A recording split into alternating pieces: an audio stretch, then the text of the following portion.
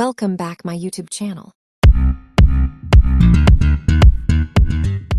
Hello guys, നമ്മൾ ഇതൊരു hair care video ആയിട്ടാണ് വന്നേക്കുന്നത്. എൻ്റെ ഹെയർ ഞാൻ കെയർ ചെയ്തിരുന്ന സമയത്ത് നല്ല രീതിക്ക് ഉണ്ടായിരുന്നു കേട്ടോ. ഇതാണ് എൻ്റെ പഴയ മുടി. ഞാൻ കെയർ ചെയ്യാണ്ടായിരുന്നപ്പോൾ നല്ല രീതിക്ക് ഡാമേജ് ആയി, സ്പ്ലിറ്റ്നെസ് ഒക്കെ ആയിട്ട് എനിക്ക് മുടി ഒന്ന് വെട്ടേണ്ടി വന്നു.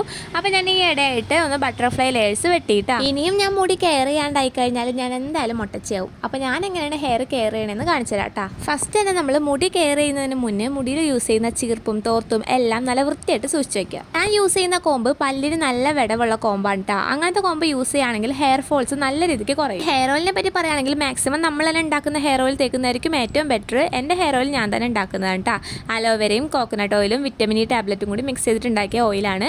അത് നന്നായിട്ടൊന്ന് സ്കാൽപ്പിൽ അപ്ലൈ ചെയ്ത് കൊടുക്കുക. ആഴ്ചയിൽ എല്ലാ ദിവസവും കുളിക്കരുത് ഗൈസ്, അതാണ് എൻ്റെ ഒരു അഭിപ്രായം. എപ്പോഴും കുളിച്ച് കഴിഞ്ഞാൽ മുടി നല്ല വൃത്തിക്ക് വളരുമെന്നാണ് നിങ്ങൾ വിചാരിക്കുന്നതെങ്കിൽ അത് തെറ്റാണ്. എപ്പോഴും കുളിച്ച് കഴിഞ്ഞാൽ നമ്മുടെ ഹെയർ ഡാമേജ് ആവുള്ളൂ. ഞാൻ ആഴ്ചയിൽ ഒരു തവണ മാത്രമേ തല കഴുകാറുള്ളൂ കേട്ടോ. ഇനി നിങ്ങൾക്ക് വേണമെന്നുണ്ടെങ്കിൽ ആഴ്ച 2 തവണയൊക്കെ തല കഴുകാം. അതിൽ കൂടുതൽ കഴുകി കഴിഞ്ഞാൽ നമ്മുടെ ഹെയർ കൂടുതൽ ഡാമേജ് ആവുള്ളൂ. അങ്ങനെ നമ്മുടെ ഓയിൽ മസാജ് കഴിഞ്ഞു. ഇനി നമുക്കൊരു ചീർപ്പ് യൂസ് ചെയ്തിട്ട് മുട്ട ചെടയൊക്കെ കളയാം. ഇനി ഞാൻ ഹെയർ കെയറിന് വേണ്ടിയിട്ട് എടുത്തേക്കുന്ന കഞ്ഞിവെള്ളമാണ്. എൻ്റെ ഹെയർ ഗ്രോത്ത് ആവാൻ ഏറ്റവും ഹെൽപ്പ് ചെയ്തിട്ടുള്ളൊരു സംഭവമാണ് കഞ്ഞിവെള്ളം. ഇത് തലേന്നത്തെ കഞ്ഞിവെള്ളം ഉപ്പിടാണ്ട് മാറ്റി വെച്ചതാണ് കേട്ടോ. കഞ്ഞിവെള്ളവും സ്കാൽപ്പിൽ നന്നായിട്ട് അപ്ലൈ ചെയ്ത് കൊടുക്കുന്നുണ്ട്. ഈ ഒരു ചൂട് കാലത്ത് ചെയ്യാൻ പറ്റിയ നല്ലൊരു ഹെയർ കെയർ തന്നെയാണ് ഇത്. കാരണം കഞ്ഞിവെള്ളം തേക്കുമ്പോൾ നല്ലൊരു കൂളിംഗ് എഫക്റ്റ് കിട്ടും ഗൈസ്. സ്കാൽപ്പിൽ അപ്ലൈ ചെയ്തതിന് ശേഷം കഞ്ഞിവെള്ളം ബാക്കി വരാണെങ്കിൽ നമുക്ക് മുടിയിലും കൂടി തേച്ച് കൊടുക്കാം. എന്നിട്ടൊരു 10 മിനിറ്റ് നമുക്ക് മുടി ഇതേപോലെ കെട്ടിവെക്കാം കേട്ടോ.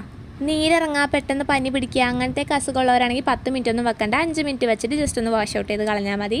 നമുക്കിനി തല നന്നായിട്ടൊന്ന് കഴുകി കൊടുക്കുക. തല കഴുകുമ്പോൾ ശ്രദ്ധിക്കേണ്ട കാര്യം, ഷാമ്പു പരമാവധി യൂസ് ചെയ്യേണ്ടതേ ഞാൻ പറയത്തുള്ളൂ. ഏറ്റവും ബെറ്റർ താളി തന്നെയാണ്. താളിയൊക്കെ ഉണ്ടാക്കാൻ ഇപ്പോൾ എന്നെപ്പോലെ മടിയുള്ളവരാണെങ്കിൽ ഷാമ്പു യൂസ് ചെയ്യാം. പക്ഷേ യൂസ് ചെയ്യുമ്പോൾ ഡൈല്യൂട്ട് ചെയ്തിട്ട് യൂസ് ചെയ്യാം. ഞാൻ മുടി നന്നായിട്ട് വാഷ് ചെയ്തിട്ട് ആ കഞ്ഞിവെള്ളമൊക്കെ ഒന്ന് കളഞ്ഞിട്ടുണ്ട്. ഇനി നമുക്ക് ഷാമ്പു യൂസ് ചെയ്യാം. ഷാമ്പു യൂസ് ചെയ്യുമ്പോൾ കപ്പിൽ കുറച്ച് വെള്ളം എടുത്തതിന് ശേഷം ഷാമ്പു ഇട്ട് നന്നായിട്ട് മിക്സ് ചെയ്തിട്ട് ആ വെള്ളത്തോട് കൂടി തലയിൽ അപ്ലൈ ചെയ്ത് കൊടുക്കുക. എന്നെപ്പോലെയാണ് അപ്ലൈ ചെയ്യുന്നതെങ്കിൽ ഇതേപോലെ കണ്ണിലൊക്കെ പോകും, അതങ്ങോട്ട് സഹിക്കുക.